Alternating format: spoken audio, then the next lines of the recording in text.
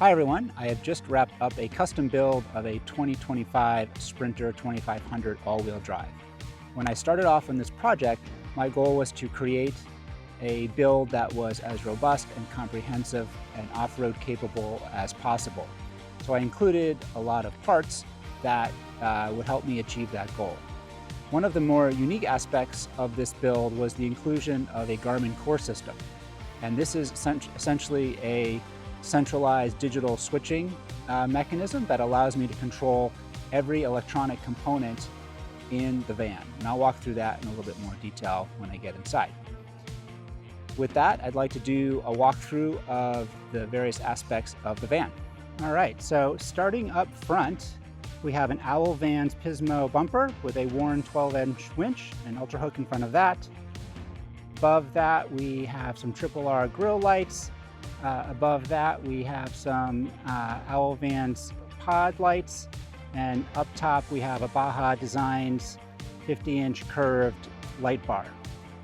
Down below here, we also have Baja Design amber fog lights. If we move on over to the side, you'll see some side steps that are Owl Vans as well. I put in some side sliding windows, and along back are the VanSpeed capsules with windows. Up top, we have a Girard automated awning, and I'll demonstrate that in a bit. And there are also some Diodynamic scene lights on the sides and on the back, which are dimmable, which is pretty cool. Down below, we have Agile Off-Road wheels and the Agile Off-Road Fox 2.5 race suspension. So this is our set of struts up front and auxiliary shocks with a remote reservoir. Here's a picture of what that looks like without the wheels on. The wheels themselves are the Agile Off-Road Overland HDs with the BF Goodrich KO3s tires, and they are 275. So they are a little bit bigger. I had to extend the back of the wheel wells in order to make those fit. On the back, I have new leaf springs as well as the Fox rear shocks as well with the heavy-duty brackets. So moving around the back, we have some more stuff from Owl Vans, including their Monster 30 storage box, as well as the combination ladder and spare tire carrier. The box is mounted on a B2 Pro rack, and above that is a gear bin for things like firewood. On the driver's side here, we have a smart plug. This is for shore power, as well as additional solar panel, deployable solar panel if I decide to add that. We have the ladder from Owl as well, and again, the side steps and sliding windows. Mounted on the roof is a roof rack from Flatline Van Company. In that rack is the light bar from Baja Designs, as well as two sets of solar panels, which I think give me about 520 watts of power. There's a MaxxAir ventilation fan, a Starlink mini antenna. Towards the back is an air conditioner from Cruise & Comfort, as well as some traction boards. Underneath, we have some Van Compass skid plates. That includes skid plates for the engine, transmission, and fuel tank. Also mounted underneath is a Nations 48-volt secondary alternator, which charges my Victron batteries while I'm driving. Underneath the van, we have one of two freshwater tanks. This sits in the spare tire area. And then if we move to the center of the van, we have a gray water tank, and this has an electronic valve. On the driver's side, we have a replacement gas tank. This is the S&B 45-gallon tank with a skid plate. And then, probably hard to see, but up underneath here, we have some of the hydronic components for the Rixson system, which I'll talk about once I get inside. Taking a look under the hood, we have the secondary Mercedes battery, Connected to that are things like the grill lights and light bar, as well as the winch. There's a separate cutoff switch for the winch. Over on the passenger side, we have an ARB dual air compressor, as well as the Agile off-road air manifold. That will be used to feed the rear differential air locker once I get that installed in a few months. Also on this side is a dual trickle charger that charges both the Mercedes batteries, and that can be powered by either the Victron inverter or a direct plug. Moving to the inside, open up the door here. To start, we have a little pull-down table here for when you're camping. This has a magnetic catch up here, which is kind of neat. Below these cabinets is some extra storage. I think I have my air compressor hose in there right now. So if we move inside now, I'll start up here with the cockpit area. So we have a bullet point mounting system for all the electronics. The screen in the middle is part of the Garmin system, which I'll chat about in a minute.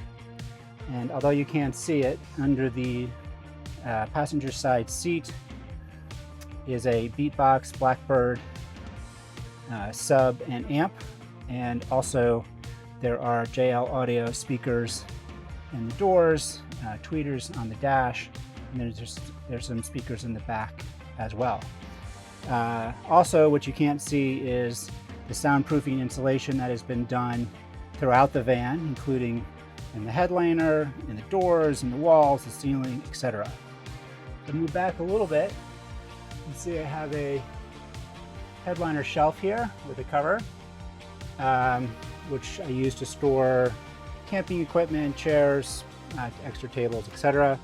On the left here is a privacy/insulation curtain for when I'm camping. One kind of cool thing up front here are these sun visors. So this replaces the stock visors with this kind of see-through visor, which is quite nice, gives you a lot of visibility. If we back up a little bit more, you'll see there is one table here. I actually have two tables, and there's 3 mounting points. There's a mounting point on this side right here, and then in front of each of the seats if I have the front seats turned around. Okay, if I swing around to the back side here, you can kind of see how the rest of the van is constructed. In general, I used a combination of bamboo plywood, ultralight hex ply, and extruded aluminum to build the frames for all the cabinets. Some of the items, such as the upper cabinets, the ceiling, and the walls, I purchased from Surge Supply. They did a really nice job with their items. But everything else I designed and built myself. I designed and cut all of the plywood components on my CNC machine and built all of the extruded aluminum frames generally out on the bench, and then brought them in to the van to do the installation. You know, as you can see, we have a sink area here. This actually collapses down when you're driving and has an extension if you want to wash the dog off outside. All of the water that comes into the van is triple filtered in the tanks, and there's another drinking water tap here that is filtered yet again, and also has an ultraviolet filter as well. Over on the right here, we have an induction cooktop. We have an isotherm fridge. Up here we have a microwave and air fryer. I tried to include as much storage as possible, so everywhere I could I added drawers. So for example, under the seat here, there's drawers over here.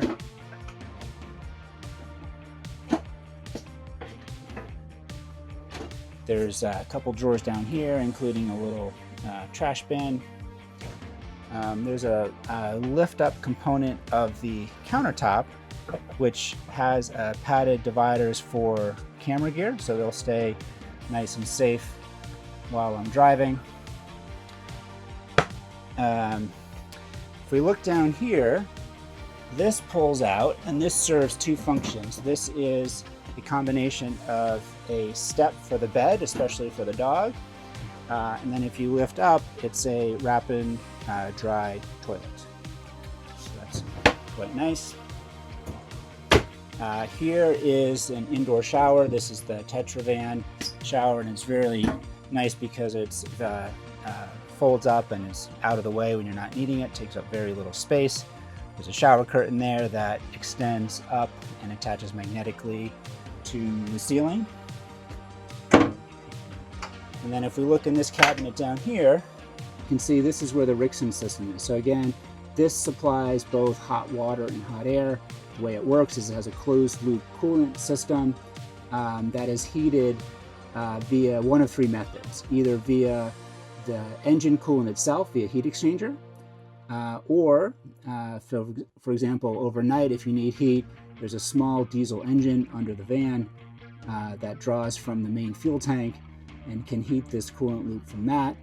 And then if you're plugged into shore power, you can use an electronic heater as well.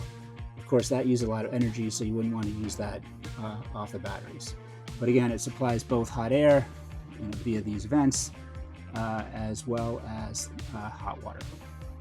Perhaps one of my favorite aspects of the build is this Garmin Core system.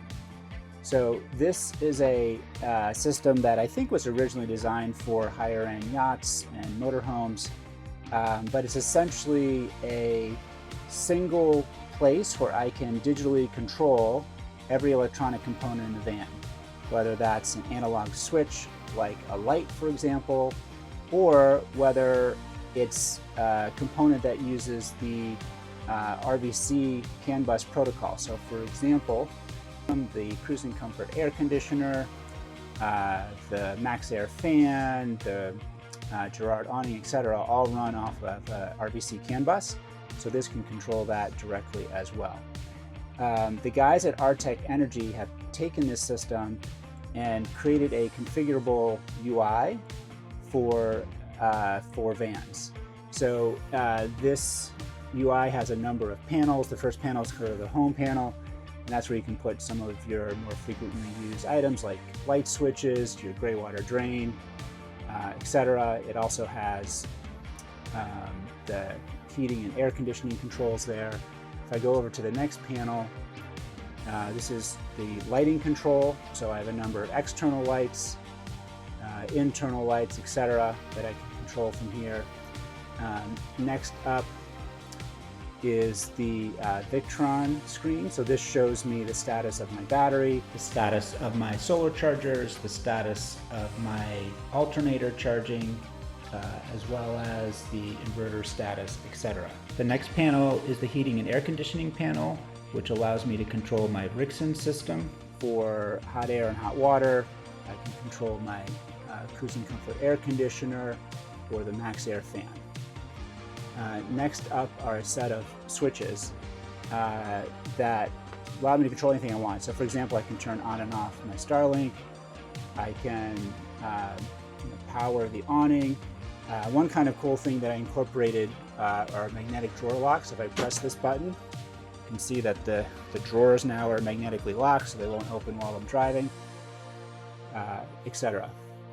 And then the last panel is the plumbing panel. So this shows me the status of my 2 freshwater and my gray water tank. I can also control various electronic valves like the gray water dump, etc. You'll notice there are a number of switches throughout the van. These switches really just are redundant to the switches that are in the Garmin system and mirror it. So when I press the drawer lock, for example, this red button came on. So I can use that directly instead of using the Garmin screen if I want. Same thing with lights, water pump, gray water drain, etc. So really cool system.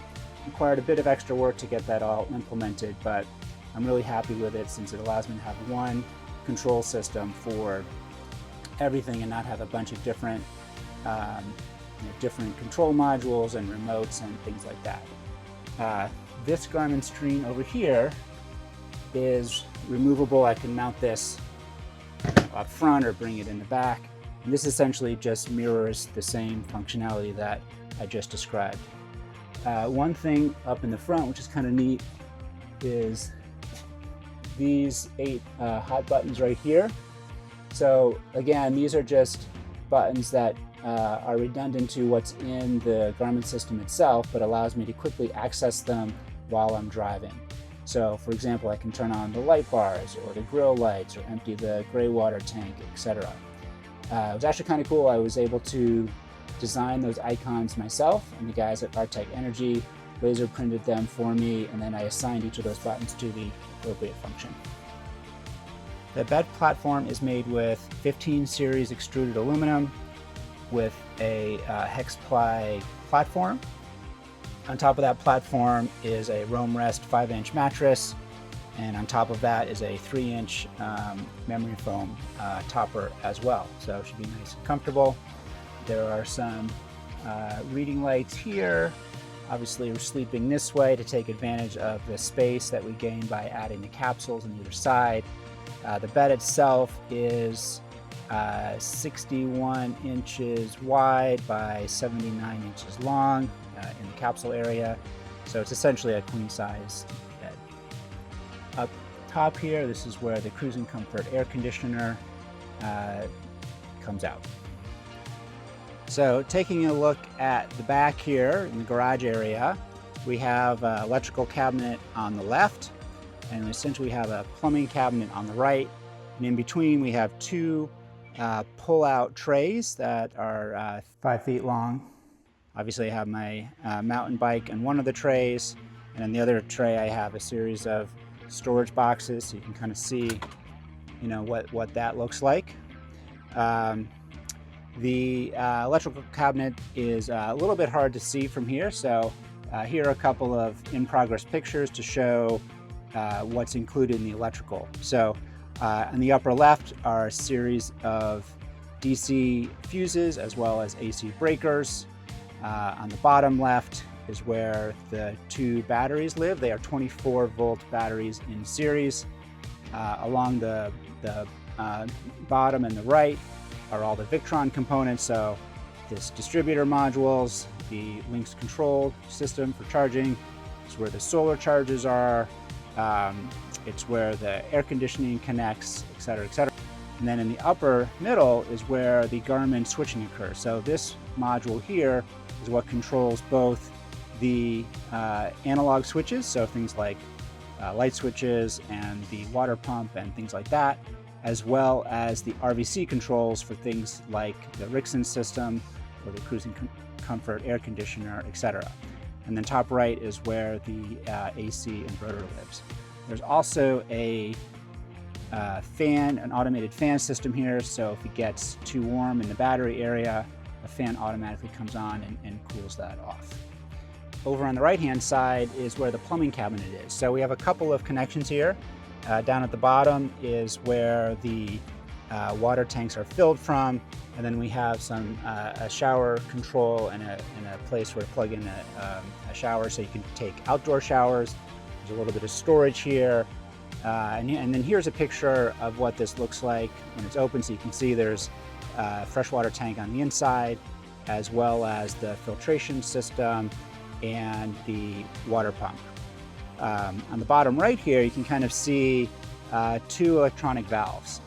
The reason for those is that I have 2 freshwater tanks. So when I'm filling the tanks, I need to specify which tank is being filled when I connect a hose here. And then similarly, when I'm using the tanks via the water pump, I need to specify which tank I'm pulling from. So those are also controlled via Garmin. They're 2 electronic valves. And then here are some shortcut buttons that allow me to control those as well. There is a light here for the garage area. Hard to see. Okay, so if I want to control the awning, I would just come to my control screen here. And I can't do this with 2 hands, but I would press the awning controls, extend,